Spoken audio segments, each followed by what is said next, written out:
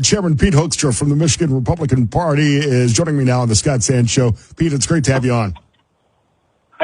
It is great to connect. Thank you for being persistent. So I was beginning to get worried. I thought you might be like a quarterback DJ Ukulele who couldn't find his receiver.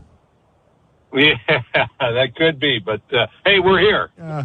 And yeah, as we talk football real quick, I think you're a Michigan guy, right? Am I remembering that correctly? I don't know anybody in Michigan who's not a Michigan guy. I think there's a few Sparties, but not that many.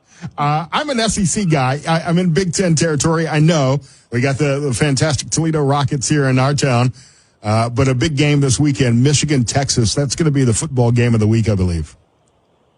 I think you're absolutely right. It's going to be a maze out at the stadium on Saturday. I think I've got tickets, so I'll be there. So it'll be a great Saturday. That'll be a great game. Hopefully the rain will hold off for the game in the big house as well, which that place, can you do something? I mean, you got a lot of clout there in the state of Michigan. Can you do something about the traffic coming out of the game at the big house? I think I'm still trying to get out of the game I went to 2 years ago. It's all about location. If you know where to park, you can get out of. You got a relatively short walk to the stadium, and you can get out of there very, very quick. But for our Ohio fans, we don't tell them about. We don't tell them about those locations. Right. We're talking to Michigan GOP Chair Pete Hoekstra on the Scott Sands Show. Race is tightening. The national race between Donald Trump and Kamala Harris has tightened in Michigan. It's within the margin of error, obviously, and depending on which poll you look at, it's anywhere from a Trump plus 0.2 to a Harris plus 3%. What are you hearing on the ground? What is your feel in Michigan today? I'm very, very optimistic. Number one, Trump usually outperforms the polls by about 4 or 5 points. He did that in Michigan, both in 16 and 20. But it's not about the polls. You're absolutely right. What are you hearing on the ground? The people continue to complain, and they're concerned about, cost of living, inflation, the cost of electricity, cost of insurance, all of those types of things. And they're just worried that under a Harris administration, it's going to continue. Michigan, and I would think Ohio auto workers ought to be taking a look at what's going on in Germany. In Germany this past weekend, Volkswagen announced that it may be closing plants and it may be laying off workers. The first time they're thinking of doing that since 1994. What's pushing it? Cheap Chinese imports.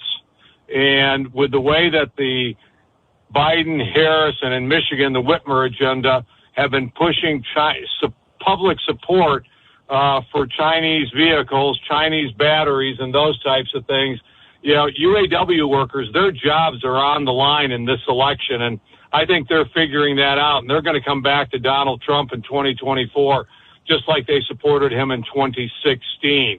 And we're doing really, for Republicans, Donald Trump is doing pretty well with the black vote across the state.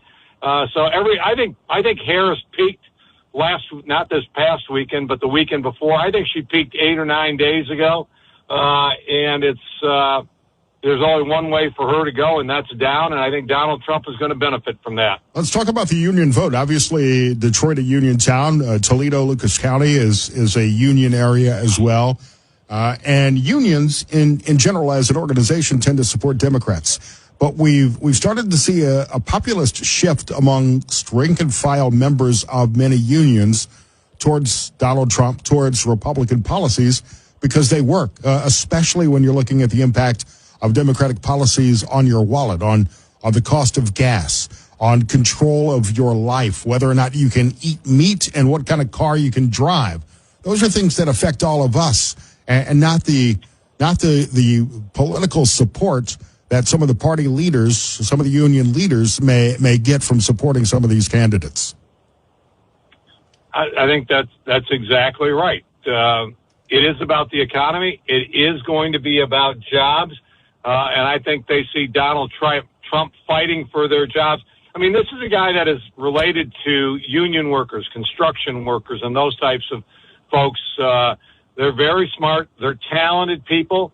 and they make a very, very good living, and they see that that is being jeopardized. And whatever they keep, the government keeps taking more and more of it for, like you said, the things that politicians want. Green cars. Don't eat beef anymore. And these folks are just saying, no, I like my beef. Right. I like my pickup truck. I mean, you go to the UP of Michigan. I was just up there, and I took a picture of the parking lot in the hotel we were staying at, and it was just one big pickup truck after another. And it's like they like their big pickup truck. Don't tell me I got to drive, a vehicle that's much smaller and maybe has a Chinese battery in it, and it's an electric vehicle, which doesn't get me very far. So they kind of like their freedom. Right. Don't tell me what to eat. Don't tell me what to drive. Don't tell me what kind of stove to cook on. Don't tell me where I can stay. It's the bottom line. It's our right as Americans. And look, I've got nothing inherently against electric vehicles. Personally, I think the technology that you see in a Tesla and a Rivian is pretty amazing technology. But I don't know if I'm going to buy that car, if I'm going to buy that Tesla, what's going to happen when I have to go to replace all four tires much sooner than ever before because the vehicle weighs 4 times more than my current vehicle? What's going to happen when I have to replace that EV battery in 6, 10, 15? We don't know. My Jeep is 15 years old and runs as good as it did on day one when I got it. I know that for a fact. It's a little bit of maintenance. It's affordable maintenance. I don't know what it's going to cost to maintain and upkeep a Tesla, nor do I know if I'm even going to be able to get the damn thing to start when it's snowed 12 inches in Northwest Ohio on a January day. No, that's absolutely right. I drive a hybrid. I drive one of the little Ford Maverick pickup trucks. I love it. But that technology has been around for 20 years. The all-electric vehicle, the technology is not ready for prime time. It's why Ford, GM, Stellantis, why they're all scaling back their EV investments, because the technology is just not there, and they were getting a tremendous amount of pressure from the federal government and state governments to go EV, to be politically correct, not because the market was driving them to this type of a solution. And the bottom line is, why, if you're living in Michigan or Ohio or Indiana, why would we be transferring and investing in technology that is centered in China, a direct military threat to America's position? Why would we lose the Midwest as being the hub of the automobile industry for the world? Why would we be transferring it with, taxpayer dollars to China? It makes absolutely no sense. Technology-wise, national security, it's crazy. Where they're using child labor to destroy the environment of China to mine for the minerals required in these electric vehicle batteries. Make it make sense, Absolutely. Pete. None of it makes sense. We're talking to Michigan GOP Chair Pete Hoekstra on the Scott Sand Show. Before we're out of time, the other race that I'm watching closely in Michigan is my friend Mike Rogers running for Senate against Alyssa Slotnick. How's that race look? I think Rogers is a great candidate. They're running neck and neck. Mike had the same job in Congress that I did. Yeah. He was chairman of the Intelligence Committee. So was I.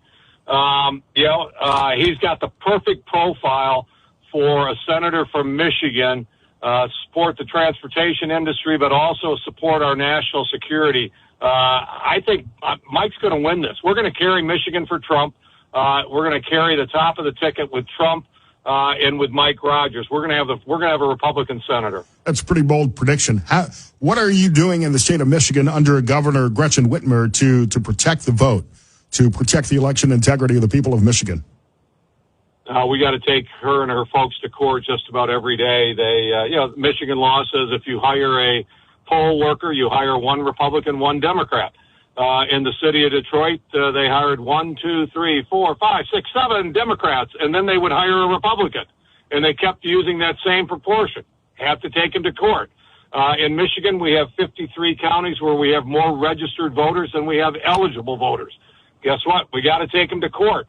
Those are basics. And, Whitmer and her Secretary of State, they're not following the law, and they're not cleaning up their voter records. So we're doing everything we can through the courts to kind of restore integrity to this process. No, you're a busy man, Pete, but I'd love to have you on the show again before the election as we get closer. Appreciate it, and we'll make it easier next time. and since you and Mike Rogers were both chair of the House Intel Committee, which one of you can tell me the truth about UFOs? We both can. Okay? But we then have to do serious things to you.